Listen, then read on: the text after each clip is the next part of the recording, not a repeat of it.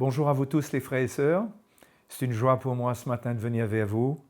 Et ce matin, j'ai une pensée particulière pour tous les frères et sœurs qui ont été découragés dans leur foi, qui n'ont pas abandonné, peut-être pas abandonné la foi, mais ils ont abandonné la communion des saints. Ils ont quitté l'Église, ils se sont retrouvés seuls. Et aujourd'hui, je veux vous encourager parce que le temps dans lequel nous sommes est un temps très sérieux. C'est un temps où il faut accepter de se remettre en question. Et j'ai un passage des Écritures que je veux utiliser, qui est dans mon cœur, pour vous encourager à revenir vers le Seigneur. Et écoutez bien ce que le Seigneur dit dans sa parole, dans Ésaïe au chapitre 57 et au verset 15. Le prophète Ésaïe dit « Car ainsi parle le Très-Haut, dont la demeure est éternelle et dont le nom est saint, J'habite dans les lieux élevés et dans la sainteté, mais je suis avec l'homme contrit et humilié, afin de ranimer les esprits humiliés, afin de ranimer les cœurs contrits. Je ne veux pas contester à toujours, ni garder une éternelle colère, quand devant moi tombent en défaillance les esprits, les âmes que j'ai faites. À cause de son avidité coupable, je me suis irrité et je l'ai frappé. Je me suis caché dans mon indignation, et le rebelle a suivi le chemin de son cœur. J'ai vu ses voies, et je le guérirai. Je lui servirai de guide, et je le consolerai, lui et ceux qui pleurent avec lui. Je mettrai la louange sur les lèvres. Paix, paix à celui qui est loin et à celui qui est près, dit l'Éternel.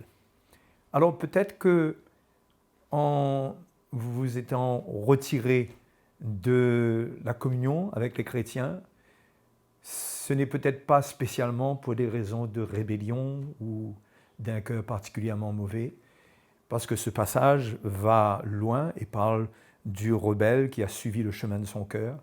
Peut-être que votre état de cœur n'a pas été cela, mais malgré tout, vous êtes arrivé au même point que celui qui est rebelle.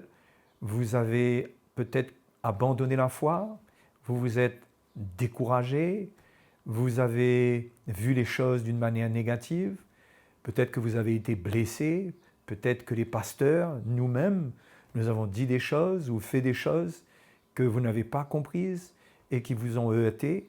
Mais je veux vous dire une chose, la Bible nous montre ici dans ce passage que Dieu porte un esprit de réconciliation, que Dieu ne porte pas un esprit de contestation, que Dieu est le Dieu qui réconcilie les cœurs, tout d'abord à lui-même.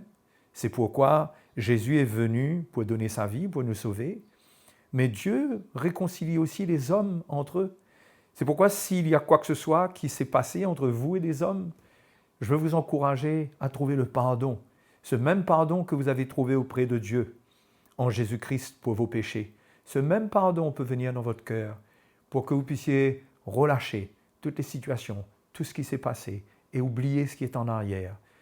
Et vous dire qu'aujourd'hui, il est temps pour vous de reconsidérer vos voies, de reconsidérer votre chemin.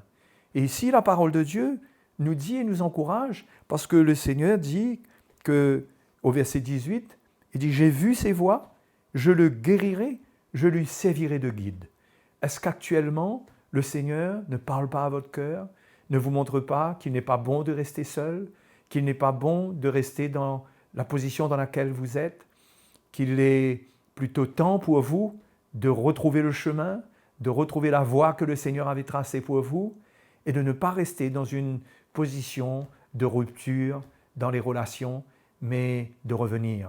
Alors bien sûr, dans ce temps où nous ne pouvons pas nous rencontrer, ce n'est pas le moment où nous allons pouvoir rencontrer les pasteurs, rencontrer les chrétiens, mais c'est un temps spécial pour vous si vous êtes découragé.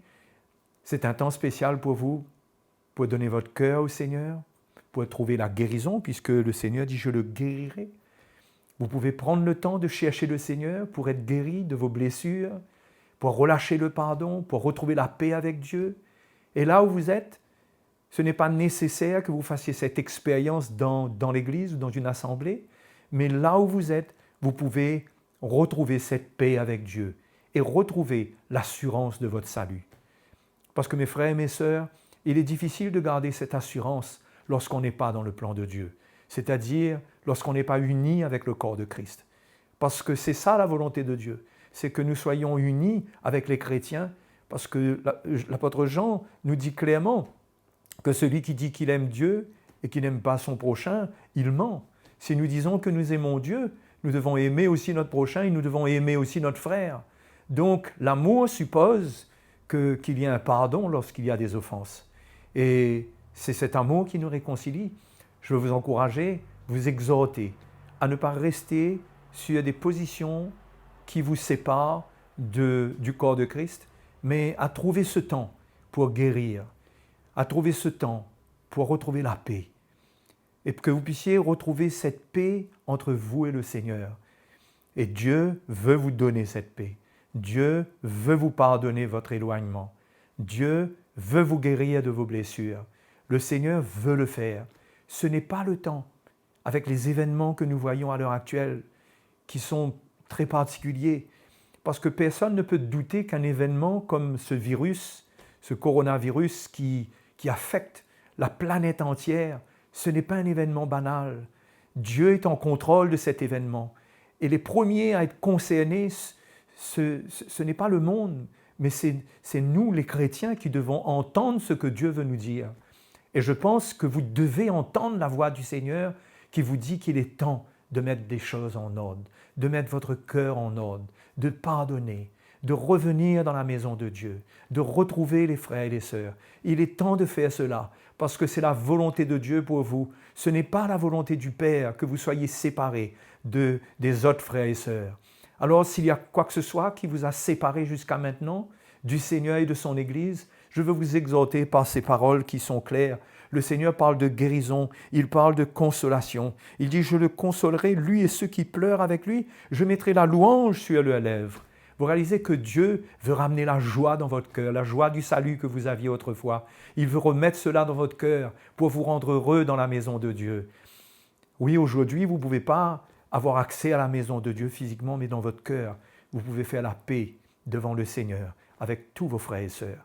Et laissez-moi vous dire que notre cœur est avec vous et que si vous faites une prière ou vous vous tournez vers le Seigneur et que cela est vrai, sachez que en ce qui nous concerne, quoi que ce soit qui se soit passé, nous relâchons le pardon et nous vous demandons de ne pas rester sur les choses du passé et de ne pas encore relever des points qui peuvent entraver votre retour vers le Seigneur. Je veux vous encourager, mes frères et mes sœurs, à ne pas rester dans cette situation, mais à retrouver le Seigneur qui veut vous sauver, qui veut vous libérer et qui veut vous faire retrouver la joie d'être dans la maison de Dieu, la joie du salut, la joie de venir louer Dieu avec les frères et sœurs. C'est quelque chose qui vous appartient, c'est votre héritage. Il serait dommage pour vous de ne pas entendre dans ce temps que c'est ce à quoi Dieu vous appelle aujourd'hui, à revenir vers lui et à revenir dans la maison de Dieu. Alors que le Seigneur vous bénisse et vous encourage par ces quelques paroles. J'espère qu'elles trouveront écho dans votre cœur. J'espère qu'elles retentiront dans votre cœur et que cela vous amènera au pied du Seigneur, devant l'amour de Dieu, pour vivre un moment spécial de restauration dans votre relation avec lui. Mes frères et mes sœurs, que le Seigneur vous bénisse, qu'il vous restaure, qu'il vous fasse du bien. Amen.